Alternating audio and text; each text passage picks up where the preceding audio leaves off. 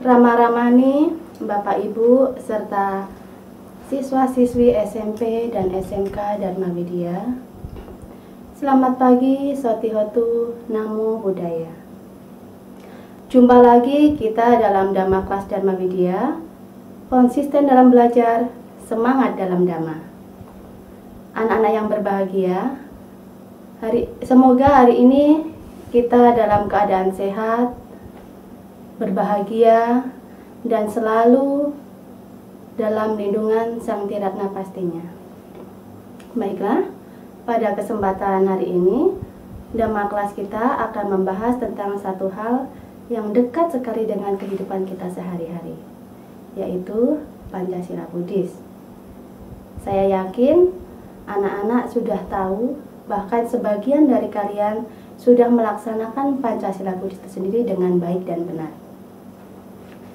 Pancasila adalah 5 aturan moral, sedangkan Pancasila Buddhis 5 aturan moral yang harus dilaksanakan atau dipraktikkan oleh perumah tangga atau ganawasa.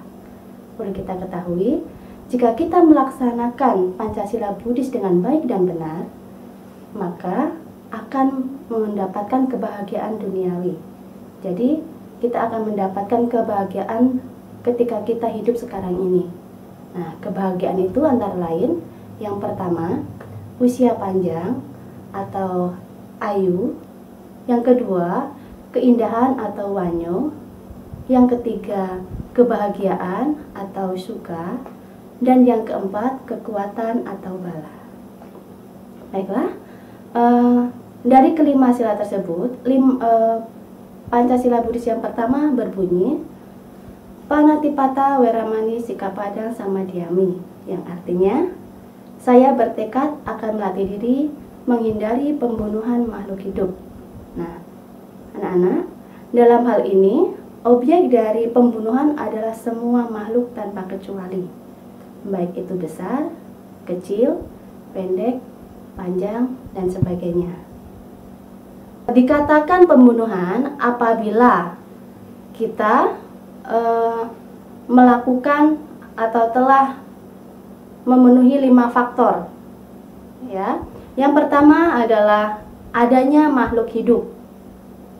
Yang kedua, atau faktor yang kedua, mengetahui bahwa makhluk itu masih hidup. Faktor yang ketiga, berniat untuk membunuh. Faktor keempat, melakukan usaha untuk membunuh. Dan yang kelima, makhluk itu mati akibat usaha tersebut. Nah, itu faktor-faktor yang dikatakan pembunuhan, ya, apabila 5 faktor itu sudah kita lakukan. Berikutnya, dari apa yang kita lakukan pasti berakibat, ya, seperti halnya ketika kita melanggar Pancasila Buddhis yang pertama. Akibat yang akan kita terima antara lain, yang pertama, berumur pendek. Yang kedua, banyak penyakit. Yang ketiga, hidup dalam kesedihan dan ketakutan. Jadi anak-anak,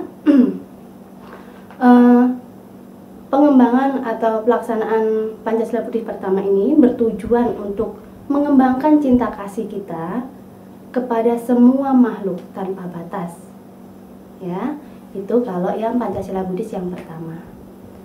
Berikutnya adalah Pancasila Buddhis yang kedua, yang berbunyi Adinadana Weramani Sikapadang Samadhyami, yang artinya saya bertekad akan melatih diri menghindari pengambilan barang yang tidak diberikan. Tuh, itu adalah sila kedua dari Pancasila Buddhis. Nah, adapun faktor-faktornya antara lain, faktor yang pertama adalah adanya barang milik orang lain. Ya, itu faktor utama dari sila kedua. Berikutnya, mengetahui bahwa barang itu milik orang lain. Tuh. Terus yang ketiganya, berniat untuk mencurinya. Keempat, melakukan usaha untuk mengambil.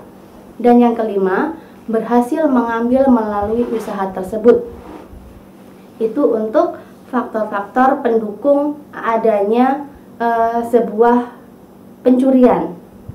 Nah, tujuan dari sila kedua ini adalah untuk menahan diri supaya kita tidak mengambil barang yang tidak diberikan. Itu tujuannya.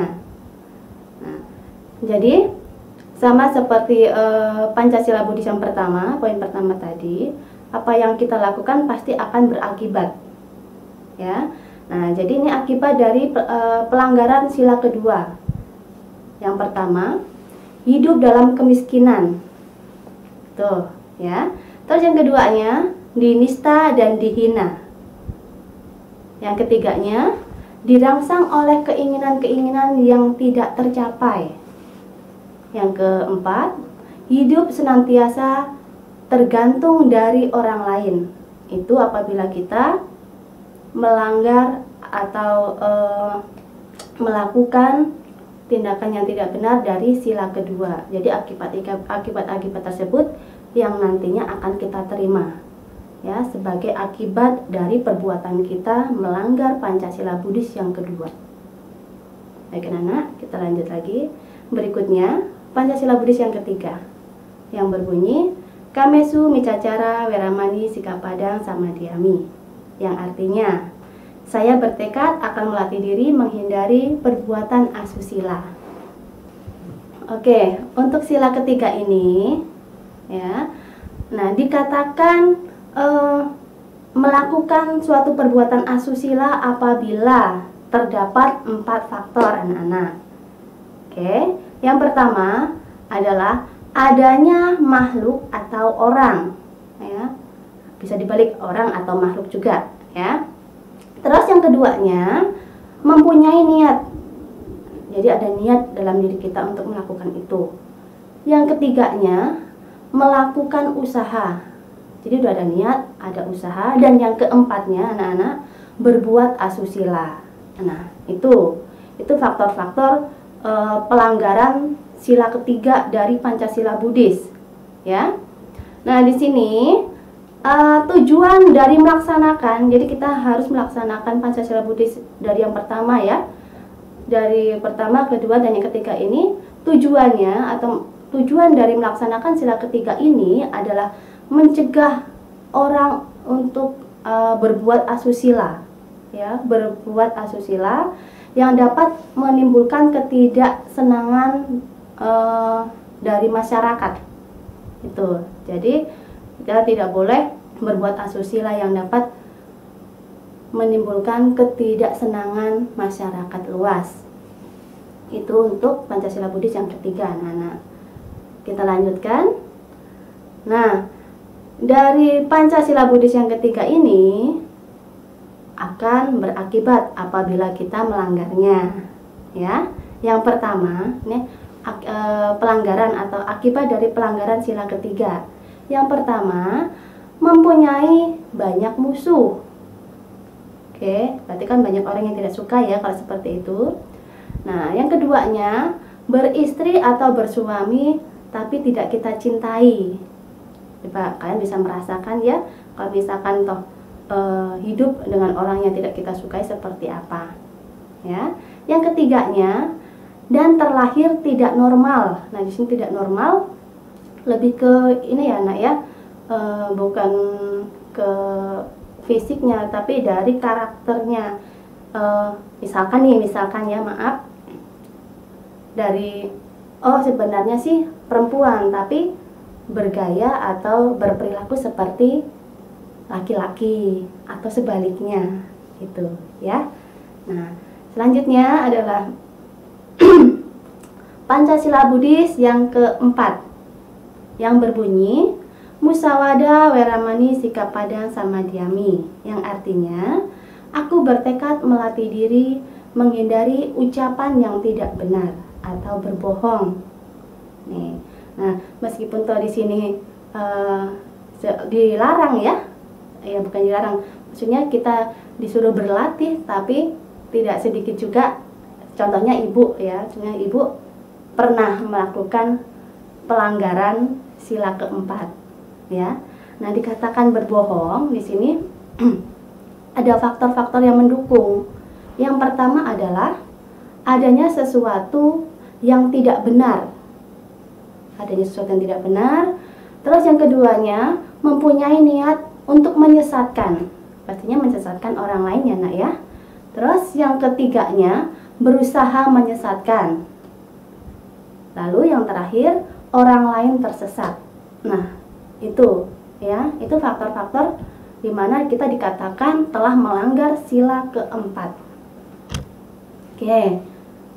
Adapun tujuan dari pelaksanaan sila keempat ini adalah menghindari kata-kata yang dapat merusak nama baik atau nama baik diri sendiri maupun orang lain, reputasi orang lain ya. Nah, di sini sama seperti halnya sila-sila sebelumnya, apabila kita melanggar dari Pancasila Buddhis, baik yang pertama, kedua, ketiga, dan keempat ini pun nantinya akan berakibat anak-anak. Ya, akibat apa yang akan kita dapat apabila kita melanggar Pancasila Buddhis yang keempat? Nah, itu bisa kita lanjut lagi. Jadi akibat-akibat yang akan kita dapat apabila kita melanggar itu akan menjadi sasaran dan penderitaan akibat pembicaraan yang tidak baik. Ya, itu yang pertama. Jadi sasaran, oh ini dari siapa omongan? Oh dari si A. Jadi tetap aja ya, balik lagi ke kita. Itu yang pertama. Terus yang keduanya, menjadi sasaran penghinaan. Nah, mungkin di sini karena memang udah berbohong ya, jadi ya orang lain banyak yang tidak percaya. Jadi tidak salah orang lain menghina atau mungkin mencaci karena bisa jadi karena kecewa dan lain sebagainya. Terus yang ketiganya, tidak dipercaya orang banyak. Nah, ini anak-anak perlu kita ketahui, kalau sekali kita berbohong untuk ke sananya atau untuk selanjutnya, pasti orang lain akan ragu dengan apa yang kita sampaikan. Ya, orang lain akan ragu, oh ini benar apa tidak. Makanya sebisa mungkin, ayo kita belajar untuk tidak berbohong, meskipun sekecil apapun itu. Oke. Selanjutnya adalah sila kelima dari Pancasila Buddhis yang berbunyi Surameraya Majapahit Weramani Sikapada Samadhyami, yang artinya aku bertekad akan melatih diri menghindari makanan dan minuman yang memabukkan. Itu untuk yang sila kelima. Nah, di sila kelima ini juga ada faktor-faktor pendukungnya. Antara lain, yang pertama, adanya sesuatu yang memabukkan. Itu untuk faktor utama dari sila kelima ya. Terus yang keduanya, ada niat untuk minum atau menggunakannya. Jadi udah ada makanan atau minuman yang memabukkan. Terus yang keduanya ada niat ya. Nah, yang ketiganya, minum atau menggunakan makanan tersebut ya. Pastinya yang mengakibatkan lemahnya kesadaran ya nak ya. Lalu yang keempatnya, timbullah mabuk. Nah, kalau udah mabuk, udah berarti kita dari keempat itu sudah kita lewati semua. Oh, berarti kita sudah melanggar dari Pancasila Buddhis yang kelima anak-anak. Mudah-mudahan ya anak-anak Dharma Widya semuanya belum pernah yang namanya mabuk. Kalau mabuk minuman jangan sampai ya, karena bisa merusak kesehatan kita sendiri.